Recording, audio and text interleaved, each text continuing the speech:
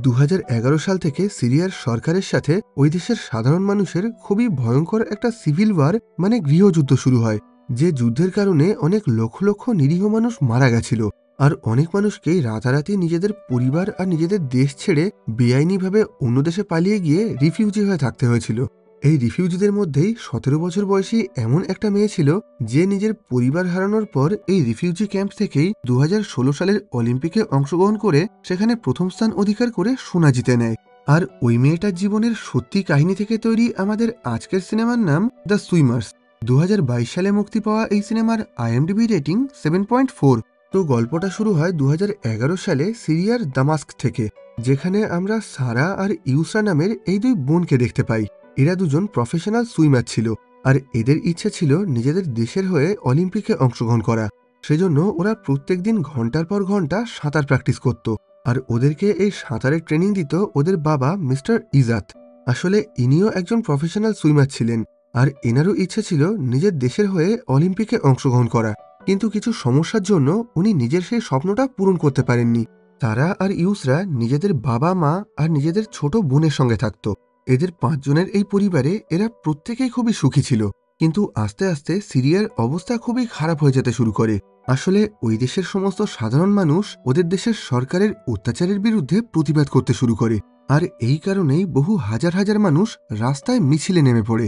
এই সমস্ত কারণেই পুরো দেশ জুড়ে একটা ভয়ঙ্কর গৃহযুদ্ধ শুরু হয়ে যায়। এইভাবে আস্তে আস্তে 4 বছর কেটে গিয়ে চলে আসে 2015 সাল। এখন এদের পুরো দেশটার অবস্থাই খুবই খারাপ হয়ে গেছিল। এখনও এই দেশের সাধারণ মানুষের সাথে এখানকার সরকারের একটা লড়াই চলছিল। আর সেই যুদ্ধের কারণে প্রত্যেকদিন হাজার হাজার নিরীহ মানুষ মারা যেত। এখন সরকারের আদেশে সিরিয়ান সেনাবাহিনী ওই দেশের সমস্ত সাধারণ মানুষদেরকে দমিয়ে রাখতে শুরু করে।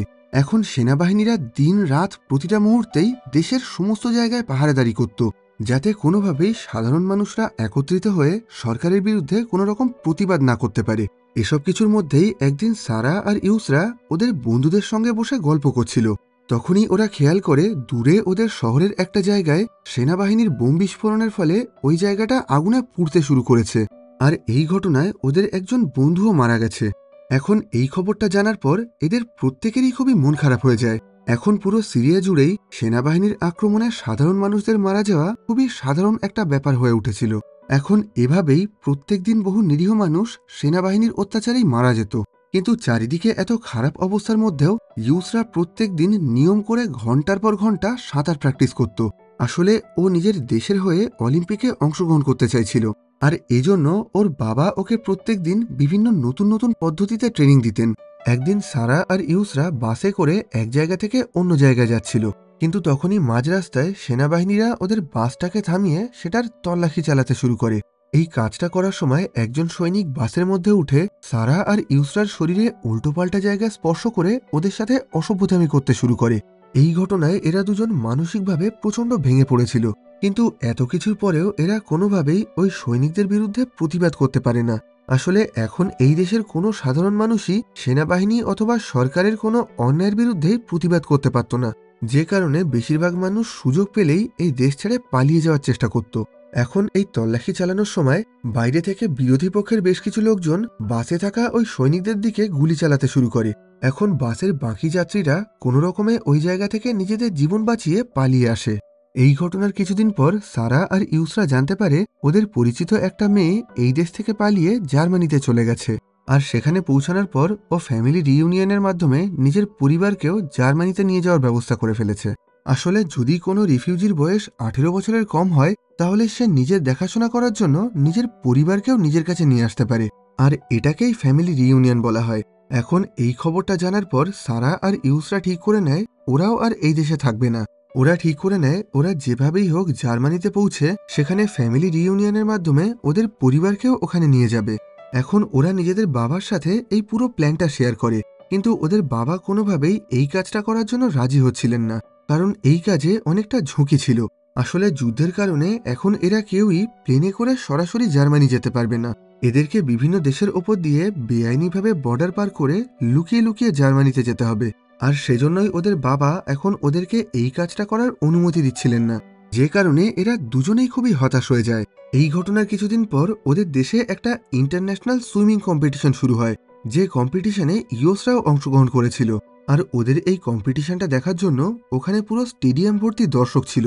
এখন প্রতিযোগিতা শুরু হওয়ার সাথে সাথেই ইউসরা খুবই ভালো পারফর্ম করছিল, কিন্তু তখনই হঠাৎ করে ওদের এলাকার আশেপাশে প্রচুর বোম আর মিসাইল বিস্ফোরণ ঘটতে শুরু করে, যার মধ্যে থেকে একটা মিসাইল ওদের স্টেডিয়ামের ছাদ ভেঙে সেই পুলের মধ্যে এসে পড়ে যেখানে ইউসরা সাঁতার কাটছিল। এখন হঠাৎ করে নিজের চোখের সামনে এই মিসাইলটা দেখে ইউসরা খুবই ঘাবড়ে গেছিল, কিন্তু সৌভাগ্যবশত জলে পড়ার কারণে ওই মিসাইলটা ফেটে কোনো রকম বিস্ফোরণ ঘটেনি। এখন এই ঘটনায় এরা প্রত্যেকেই খুবই ভয় পেয়ে গেছিল। কিছুক্ষণ পর ওরা জানতে পারে ওই বোম বিস্ফোরণের ফলে ওদের স্টেডিয়ামের পাশে ফুটবল মাঠের মধ্যে একটা ছেলে মারা গেছে। এই খবরটা শুনে এরা প্রত্যেকেই খুবই ভয় পেয়ে গেছিল, কারণ এরা সবাই জানতো যে কোনো মুহূর্তে এই একই ঘটনা এদের সাথেও ঘটতে পারে। এই ঘটনার পর ইয়সরা আরও একবার ভালোভাবে নিজের বাবাকে বোঝানোর চেষ্টা করে। ও বলে নিজারও জার্মানি যাচ্ছে, আমরা যদি ওর সাথে যাই তাহলে আমরা সুরক্ষিত থাকতে পারবো। আসলে নিজার হলো সারা আর ইউসরার একটা কাজিন। ইউসরা বলে এই দেশে থাকলে আমি ভালোভাবে সাঁতার প্র্যাকটিস করতে পারবো না, যার ফলে আমি ভবিষ্যতে অলিম্পিকেও অংশগ্রহণ করতে পারবো না। আমি কথা দিচ্ছি জার্মানি পৌঁছানোর সাথে সাথেই আমি সাঁতার প্র্যাকটিস করা শুরু করে দেব। এখন সবকিছু শোনার পর ওদের বাবা আর মা দুজনেই এই কথায় রাজি হয়ে যায়। এর কিছুদিন পর ওদের বাবা সারা, ইউসরা আর নিজারের জার্মানি যাওয়ার সমস্ত রকম ব্যবস্থা করে দেন। উনি বলেন সবার প্রথমে তোমরা ট্যুরিস্ট ভিসা নিয়ে ইস্তানবুল যাবে, তারপর সেখান থেকে কোনো একটা স্মাগলারের সাহায্য নিয়ে তোমরা বুলগেরিয়ান বর্ডার পার করবে। এই কাজটা করতে তোমাদের একটু বেশি টাকা খরচ হলেও তোমরা যেন কোনোভাবেই সমুদ্র পথে যাবে না, কারণ সমুদ্র পথে যাওয়ায় অনেক বেশি ঝুঁকি আছে। এরপর এদের খরচ চালানোর জন্য উনি এদেরকে 10,000 ইউরোস দেন। আর সবশেষে উনি ইউসরাকে ওর মেডেলগুলো দিয়ে দেন, যেগুলোকে ও এত বছর ধরে বিভিন্ন সুইমিং কম্পিটিশনে জিতেছিল। এরপর এরা নিজেদের সমস্ত জিনিসপত্র গুছিয়ে নিজেদের বাবা মা আর নিজেদের পরিবারকে বিদায় জানিয়ে জার্মানির উদ্দেশ্যে বেরিয়ে পড়ে। সবার প্রথমে এরা একটা ফ্লাইটে করে ইস্তানবুল পৌঁছে যায়। সেখানে ওরা বেশ কিছুদিন ধরে একটা স্মাগলারের খোঁজ করে, যে ওদেরকে বর্ডার পার করে বুলগেরিয়ায় পৌঁছে দেবে। এইভাবে বেশ কিছুদিন খোঁজাখুঁজি করার পর ওরা এমন একটা স্মাগলারের সন্ধান পায় যে $6,000 বিনিময়ে এদেরকে একটা বোটে করে সমুদ্রপথে গ্রিসে পৌঁছে দেবে। যদিও ওদের বাবা ওদেরকে সমুদ্রপথে যেতে বারণ করে দিয়েছিলেন, কিন্তু এখন এইটা ছাড়া ওদের কাছে আর কোনো রাস্তা ছিল না। সেজন্য শেষ অবধি ওরা সমুদ্রপথে যাওয়ার জন্যই রাজি হয়ে যায়। এরপর এদের মতন আরও অনেক রিফিউজিকে সারা রাত ধরে একটা বাসে করে শহরের বাইরে সমুদ্রের ধারে একটা ফাঁকা আর নির্জন জায়গায় নিয়ে আসা হয়। দেখা যায় এদের মতন আরও অনেক মানুষ এই একইভাবে বেআইনি পথে গ্রিসে যেতে চাইছিল। এখন ওই স্মাগলারটা এদের কাছ থেকে সমস্ত টাকা নিয়ে ওদেরকে ওই সমুদ্রের ধারেই একটা জায়গায় অপেক্ষা করতে বলে বোট আনার জন্য চলে যায়। দেখা যায় ওখানে বিভিন্ন দেশ থেকে অনেক মানুষ ছিল। এদের মধ্যেই একজন মহিলা তার একটা ছোট্ট বাচ্চাকে নিয়ে এসেছিলেন। এখানে বেশ অনেকক্ষণ ধরে অপেক্ষা করার পর আস্তে আস্তে এই সমস্ত রিফিউজিদের মধ্যেই বেশ ভালো একটা বন্ধুত্ব হয়ে যায়। কিন্তু এইভাবে সারাদিন ধরে ওই জায়গায় অপেক্ষা করার পরেও সেই স্মাগলার আর ওখানে ফিরে আসছিল না। এটা দেখে সবাই মনে করেছিল ওই স্মাগলার হয়তো এদেরকে এখানে ফেলে রেখে এদের টাকা নিয়ে পালিয়ে গেছে। কিন্তু এই ঘটনার পরের দিন সকালে ওই স্মাগলারটা একটা হাওয়া দেওয়া বোট নিয়ে এদের কাছে ফিরে আসে। এই পুরো বোটটাই এয়ার টিউব দিয়ে তৈরি করা ছিল, আর এটা আকারে খুবই ছোট ছিল। এখন এতগুলো মানুষের পক্ষে এই ছোট্ট বোটে ওঠা কোনোভাবেই সম্ভব ছিল না। কিন্তু ওই স্মাগলারটা জানায় গ্রিস পৌঁছাতে গেলে ওদেরকে এই বোটেই উঠতে হবে। এই মুহূর্তে এটা ছাড়া ওদের কাছে আর কোনো অপশান নেই। এখন শেষ অবধি বাধ্য হয়ে ওখানে থাকা সমস্ত লোকজন খুবই ঠাসাঠাসি করে ওই ছোট বোটের ওপরে উঠতে শুরু করে। কিন্তু এত লোক ওঠার কারণে ওই বোটটা আস্তে আস্তে জলের অনেকটা ভিতরে ডুবে যেতে শুরু করেছিল, যেটা দেখে বেশ কিছু লোকজন ভয় পেয়ে গিয়ে বোটে না উঠে ওখান থেকে ফিরে যায়। এখন সমস্ত লোকজন ওই বোটে উঠে যাওয়ার পর ওই স্মাগলারটা ওদেরকে জানিয়ে দেয় ওরা সমুদ্রপথে সোজাখুঁজি 10 ঘন্টা ধরে এগোলেই গ্রিসে পৌঁছে যাবে। আর এই কথা বলেই উনি ওদের বোটের ইঞ্জিন অন করে ওদেরকে সামনে এগিয়ে যেতে বলেন। এখন এই ঘটনায় এই সমস্ত যাত্রীরাই খুবই ভয় পেয়ে গেছিল, কারণ সবাই মনে করেছিল এই স্মাগলারটা হয়তো এদেরকে গ্রিস অবধি পৌঁছে দেবে। এখন এরা সবাই খুবই ভয়ে ভয়ে ওই ছোট্ট বোট আর ওটার ভাঙাচোরা ইঞ্জিন নিয়ে আস্তে আস্তে সমুদ্রের মাঝে এগিয়ে যেতে শুরু করে। সমুদ্রের বড় বড় ঢেউয়ের মাঝখানে ওদের ছোট্ট বোটটা যেন একটা খেলনার মতন ভাসছিল। আস্তে আস্তে অতিরিক্ত ওজন আর সমুদ্রের বড় বড় ঢেউয়ের কারণে কিছু সময়ের মধ্যেই ওদের বোটের ভিতরে জল ঢুকতে শুরু করে। এখন এরা সবাই মিলে বহু কষ্ট করে ভিতর থেকে জল বের করার চেষ্টা করে, কিন্তু এইভাবে মাঝ সমুদ্রে পৌঁছানোর পর হঠাৎ করেই ওদের বোটের ইঞ্জিনটা পুরোপুরি খারাপ হয়ে যায়। এখন এরা সবাই এই বিশাল সমুদ্রের মধ্যে আটকে গেছিল। এই ইঞ্জিনটাকে ঠিক করতে না পারলে এরা আর কোনোভাবেই এখান থেকে এগোতে পারবে না। এখন প্রচণ্ড ভয়ে আতঙ্কে এরা সবাই মিলে ওই ইঞ্জিনটাকে ঠিক করার অনেক চেষ্টা করে, কিন্তু তাতে বিশেষ কোনো লাভ হয় না। এই ঘটনায় এখন এরা প্রত্যেকেই খুবই ভয় পেতে শুরু করেছিল। এদের মধ্যে এমন অনেক মানুষ ছিল যারা সাঁতার জানত না। এখন এরা সারাদিন ধরে খুবই অসহায় হয়ে সমুদ্রের মাঝখানে ওই ছোট্ট বোটের ওপরেই বসে থাকে। এই বোটটা এতটাই ছোট ছিল যে ভিতরে এরা কেউই ঠিকভাবে নড়াচড়াও করতে পারছিল না। এইভাবে সারাদিন ধরে অপেক্ষা করার পর এখন দিন পার হয়ে রাত হয়ে যায়।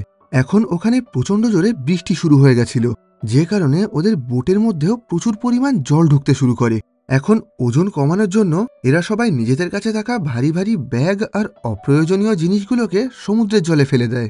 এমনকি একটা সময় ইউসরা বাধ্য হয়ে নিজের খুবই পছন্দের সুইমিং মেডেলগুলোকেও জলের মধ্যে ফেলে দেয়। কিন্তু এত কিছুর পরেও কোনো লাভ হয় না, তখনও ওই বোটের মধ্যে অনেক জল ঢুকছিল। এখন শেষ অবধি কোনো উপায় না দেখে সারা বাকি সমস্ত লোকের জীবন বাঁচানোর জন্য ওই বোট থেকে সমুদ্রের জলে ঝাঁপ দেয়। আর ওকে দেখে ইউসরাও সাথে সাথে একই কাজ করে। এরপর আরও একজন লোক সমুদ্রের জলে নেমে যায়। এখন ৩ জন লোক নেমে যাওয়ার কারণে বোটের ভিতরে ওজন অনেকটা কমে গেছিল। এখন বাকি সবাই মিলে তাড়াতাড়ি করে বোটের ভিতরে থাকা জল বাইরে বের করতে শুরু করে। এইভাবে অনেকটা জল বেরিয়ে যাওয়ার পর অবশেষে ওই বোটের ইঞ্জিনটাও চালু হয়ে যায়। এখন এরা সবাই আবার নতুন করে বেঁচে থাকার একটা আশা ফিরে পেয়েছিল। ইঞ্জিন স্টার্ট হয়ে যাওয়ার পর বাকি সবাই আবার বোটের ওপরে উঠে আসতে শুরু করে, কিন্তু সারা আর ইউসরা ঠিক করে নেয় ওরা সারা রাত ধরে এই অন্ধকার সমুদ্রের মধ্যেই সাঁতার কাটবে, কারণ এরা সবাই মিলে ওপরে উঠে আসলে আবার ওই বোটের ভিতরে জল ঢুকতে শুরু করবে। সেজন্য এখন এই 2 বোন মিলে সারা রাত ধরে অন্ধকার সমুদ্রের মধ্যে ওই বোটের পাশ বরাবর সাঁতার কাটতে শুরু করে। এইভাবে সারা রাত ধরে অনেকটা কষ্ট করার পর অবশেষে সকালবেলায় একটু দূরেই ওরা একটা দ্বীপ দেখতে পায়। এই দ্বীপটার নাম ছিল লেসবোস, আর এটা গ্রিসেরই একটা দ্বীপ ছিল। এখন এরা সবাই তাড়াতাড়ি করে ওই দ্বীপে এসে ওঠে। সমুদ্রের মধ্যে একটা ভয়ঙ্কর রাত কাটানোর পর এরা সবাই শেষ অবধি নিজেদের গন্তব্যে চলে আসতে পেরেছিল। এখন এরা সবাই সামনের একটা গ্রামের দিকে এগোতে শুরু করে। রাস্তায় যাওয়ার পথে ওরা দেখতে পায় একটা জায়গায় হাজার হাজার লাইফ জ্যাকেট পড়ে আছে। আসলে এদের আগেও আরো হাজার হাজার মানুষ এইরকম বেআইনিভাবে এই দেশে এসেছিল। যারা সফলভাবে এই অবধি আসতে পেরেছিল তারা নিজেদের লাইফ জ্যাকেটগুলোকে এখানে খুলে রেখেছিল, কিন্তু বাকি যাদের ভাগ্য এতটা ভালো ছিল না তারা ওই গভীর সমুদ্রের মধ্যেই কোথাও তলিয়ে মারা গেছিল। এখন বেশ কিছুটা পথ হাঁটার পর ওরা পাশের একটা গ্রামে চলে আসে, কিন্তু এই গ্রামের মানুষরা ওদেরকে খুবই ঘেন্না আর অবজ্ঞা চোখে দেখছিল। কেউই ওদেরকে সামান্য জল বা খাবার কিছুই দিতে চাইছিল না। এমনকি ওদেরকে দেখে সবাই নিজেদের ঘরের দরজা জানলাও বন্ধ করে দিচ্ছিল। এই অবস্থায় এরা সবাই খুবই অসহায়ভাবে সামনে এগোতে শুরু করে। এরপর এরা সবাই মিলে আরও বেশ কিছুটা পথ হেঁটে ইউনাইটেড নেশনের একটা রিফিউজি ক্যাম্পে পৌঁছে যায়। এখানে সরকারের তরফ থেকে সমস্ত রিফিউজিকে খাবার, জামা কাপড় আর তাদের প্রয়োজনের সমস্ত রকম জিনিস দেওয়া হচ্ছিল। এরপর সেই রাতটা ওরা সবাই ওই রিফিউজি ক্যাম্পেই কাটায়। এর পরের দিন সকালে একটা বড় জাহাজে করে এদেরকে ওই দ্বীপ থেকে গ্রিসের মেনল্যান্ডে নিয়ে যাওয়া হয়। দেখা যায় ওই জাহাজের মধ্যে ওদেরই মতন আরও হাজার হাজার রিফিউজি ছিল। এখন এরা সবাই মিলে ঠিক করে নেয় এরা রেল লাইনের ওপর দিয়ে সামনে এগোবে, আর এইভাবেই এরা সবার প্রথমে গ্রিস থেকে ম্যাসিডোনিয়া পৌঁছাবে, আর তারপর সেখান থেকে সার্বিয়া, তারপর হাঙ্গেরি, তারপর অস্ট্রিয়া, আর সেখান থেকে অবশেষে জার্মানিতে পৌঁছাবে। এখন এই হাজার হাজার রিফিউজিরা কোনো রকম খাবার দাবার আর সাহায্য ছাড়া মাইলের পর মাইল পথ ওই রেল লাইনের ওপর দিয়েই হাঁটতে শুরু করে। এখন এরা সবাই মিলে সারাদিন ধরে হাঁটত, আর রাত হয়ে গেলে ওই রেল লাইনের পাশেই কোনো একটা জায়গায় বিশ্রাম নিত। এইভাবে বেশ কিছুদিন ধরে রেল লাইনের ওপর দিয়ে হাঁটার পর ওদের প্রত্যেকের পায়ের অবস্থাই খুবই খারাপ হয়ে গেছিল। আস্তে আস্তে কিছুদিনের মধ্যেই এরা গ্রিস আর মেসিডোনিয়া বর্ডার পার করে সার্বিয়াতে চলে আসে। এখন এই সার্বিয়া বর্ডার পার করে হাঙ্গেরিতে যাওয়ার আগে একজন স্মাগলার ওদেরকে বলে সামনেই বর্ডারের কাছে সার্বিয়ান পুলিশ সমস্ত রিফিউজিদেরকে গ্রেফতার করে তাদের আঙুলের ছাপ নিয়ে নিচ্ছে, আর ওরা একবার তোমাদের আঙুলের ছাপ নিয়ে নিলে তোমরা আর অন্য কোনো দেশে যেতে পারবে না, তোমাদেরকে আবার এখান থেকে নিজেদের দেশেই ফিরিয়ে দেওয়া হবে। কিন্তু আমি তোমাদেরকে সুরক্ষিতভাবে হাঙ্গেরিয়ান বর্ডার অবধি পৌঁছে দিতে পারি, কিন্তু তার জন্য তোমাদেরকে প্রতিজন পিছু 500 ইউরোস করে দিতে হবে। এখন ওই লোকটার কথা মতন এরা সবাই ওনাকে $500 দিয়ে ওনার লরিতে উঠে পড়ে।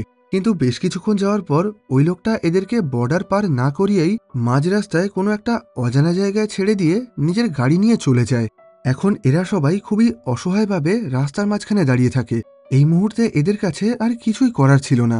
কিছুক্ষণ পর এরা সবাই আবার হাঁটতে হাঁটতে হাঙ্গেরি বর্ডারের দিকে এগোতে শুরু করে। বেশ অনেকটা পথ যাওয়ার পর এরা সবাই একটা জঙ্গলের মধ্যে এসে বিশ্রাম নিতে শুরু করে। তখনই ওদের কাছে একজন মহিলা এসে বলে, আমি তোমাদেরকে হাঙ্গেরি বর্ডার পার করিয়ে দেব, কিন্তু তার জন্য তোমাদেরকে আমায় মাথাপিছু 800 ইউরোস করে দিতে হবে। যদিও এই টাকাটা অনেকটাই বেশি ছিল, কিন্তু এটা ছাড়া এদের কাছে আর কোনো উপায়ও ছিল না। এখন এরা সবাই ওই মহিলার সাথে যাওয়ার জন্য রাজি হয়ে যায়। কিছুক্ষণ পর ওই মহিলা এদেরকে একটা বিশেষ জায়গায় নিয়ে আসে, যেখানে আগের থেকেই অনেকগুলো গাড়ি দাঁড়িয়েছিল। এখন এদের সবাইকেই এই গাড়িগুলোতে উঠতে বলা হয়, কিন্তু প্রত্যেকটা গাড়িতেই কমপক্ষে একজন করে ইংলিশে কথা বলতে পারা মানুষকে থাকতে হবে, যাতে যাওয়ার পথে রাস্তায় কোনো সমস্যা হলে তারা যেন সবকিছু সামলাতে পারে।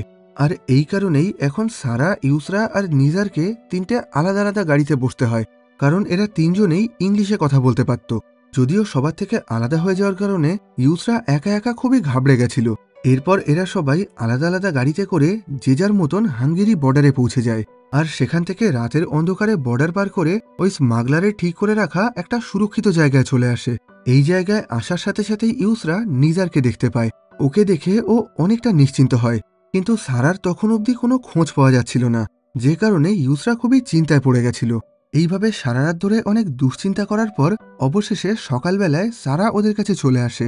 সারা বলে, আগের দিন পুলিশরা আমাদেরকে ধরে ফেলেছিল, কিন্তু সারা রাত আটকে রাখার পর সকালে ওরা আমাদেরকে ছেড়ে দেয়। সারাকে দেখার পর ইউসরা খুবই রাগ করে ঘর থেকে বাইরে বেরিয়ে আসে। আসলে ও সারার ওপরে খুবই রেগেছিল। ওর মনে হয়েছিল সারা হয়তো আর কখনোই ওর কাছে ফিরে আসতে পারবে না। এখন ইউসরা রাগ করে দূরে একটা ফাঁকা জায়গায় এসে দাঁড়িয়ে থাকে।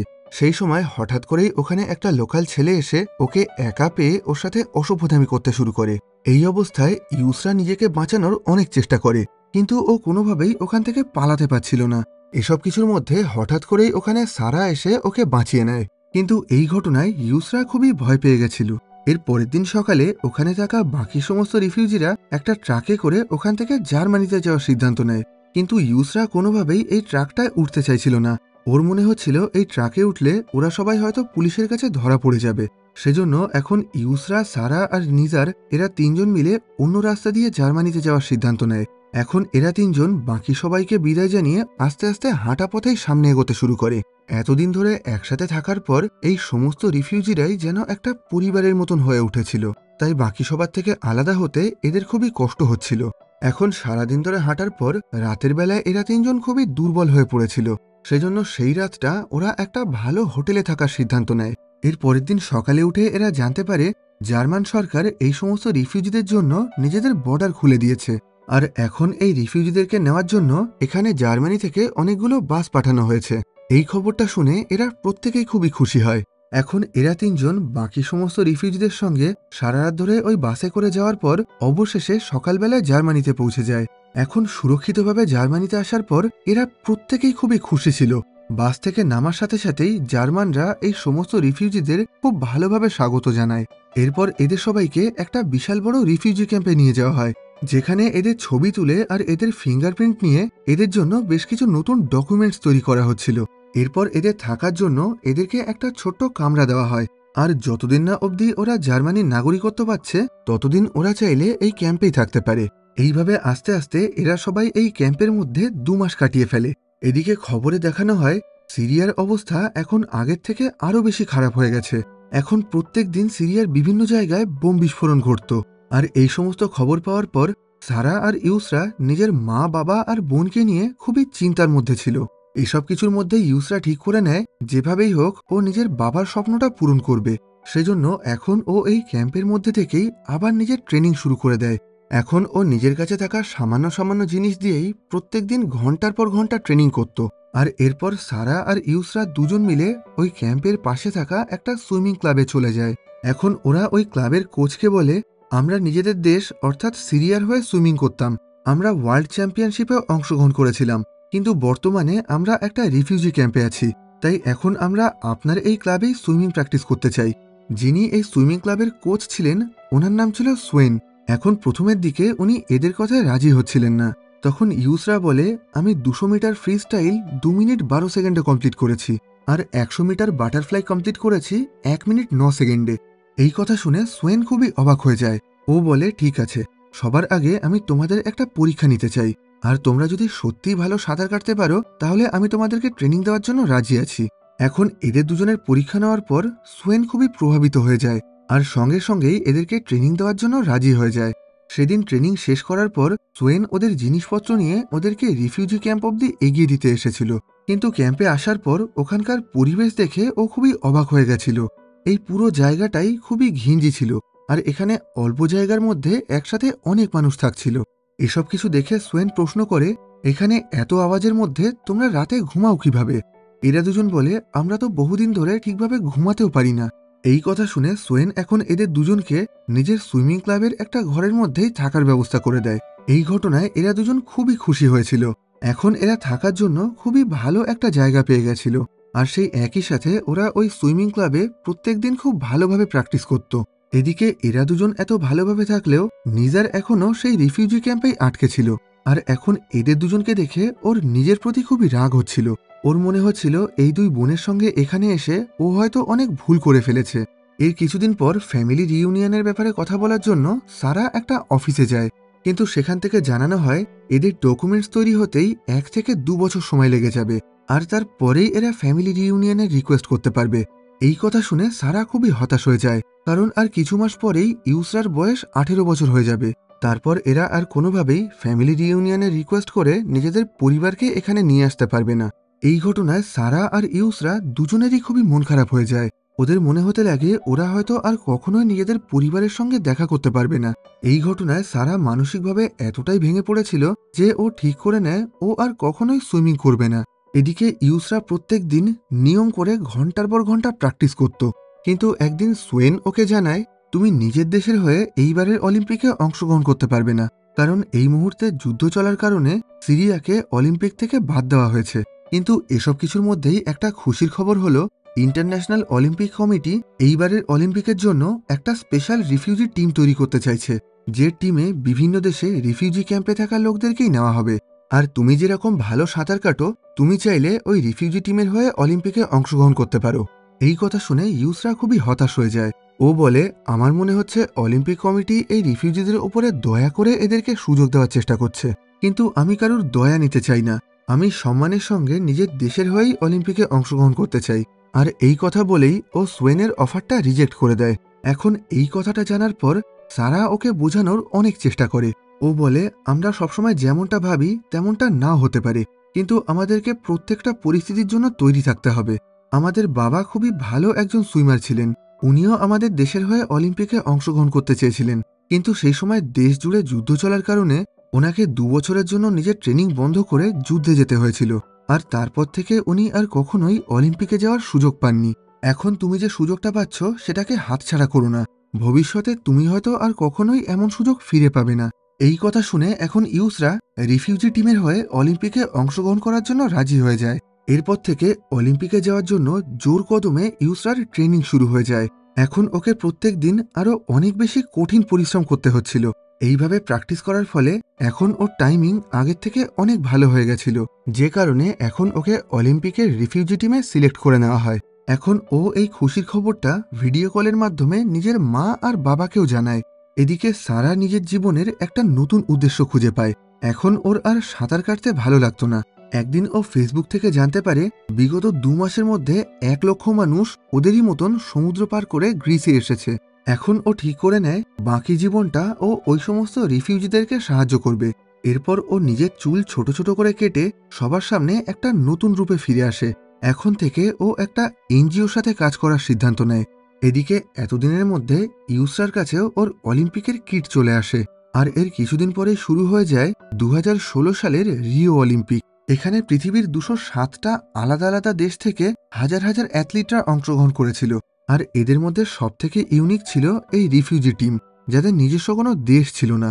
এরপর খুবই ধুমধাম করে অলিম্পিকের উদ্বোধন করা হয়, আর এর কিছুদিন পরেই ইউসরার সেই প্রতিযোগিতাটা শুরু হয়ে যায়। এখানে বাকি প্রতিযোগীদেরকে সমর্থন করার জন্য তাদের দেশের হাজার হাজার মানুষ ছিল, কিন্তু ইউসরাই এখানে পুরোপুরি একা ছিল। এর কিছুক্ষণের মধ্যেই ওদের প্রতিযোগিতাটা শুরু হয়ে যায়। সেখানে ও বাকি সবাইকে পিছনে ফেলে খুব ভালোভাবে প্রথম স্থান অধিকার করে নেয়। আর এর সাথে সাথেই ও অলিম্পিকে সোনা জিতে একটা ইতিহাস তৈরি করে ফেলে। এখন ইউসরা শুধু একা জেতেনি, ওর সাথে সাথে জিতেছিল এই পৃথিবীর লক্ষ লক্ষ অসহায় আর আশাহীন রিফিউজিরা। আর এর সাথে সাথে এখানেই এই সিনেমার গল্পটা শেষ হয়। এরপর সবশেষে আমাদেরকে দেখানো হয় ওদের বাবা মা আর বোনও ওদের মতন সমুদ্রপথে একই রকমভাবে বর্ডার পার করে জার্মানিতে এসেছিল। এরপর ইউসরা 2020 সালে টোকিও অলিম্পিকেও অংশগ্রহণ করেছিল। এদিকে সারা লেসবোসে ফিরে গিয়ে বাকি সমস্ত রিফিউজিদেরকে সাহায্য করতে শুরু করে। 2011 সাল থেকে এখনও অবধি 5.7 মিলিয়নেরও বেশি সিরিয়ান মানুষ নিজেদের দেশ ছেড়ে রিফিউজি হয়ে উঠেছে। আর এখনও অবধি পুরো পৃথিবী জুড়ে 30 মিলিয়নেরও বেশি রিফিউজি রয়েছে। তো আজকের মতন এই ভিডিওটাকে এখানেই শেষ করছি। ভিডিওটা তোমাদের কেমন লাগলো কমেন্ট বক্সে জানিও। ভালো লাগলে লাইক করো আর খারাপ লাগলে ডিসলাইক করো। আবার দেখা হবে পরবর্তী ভিডিওতে।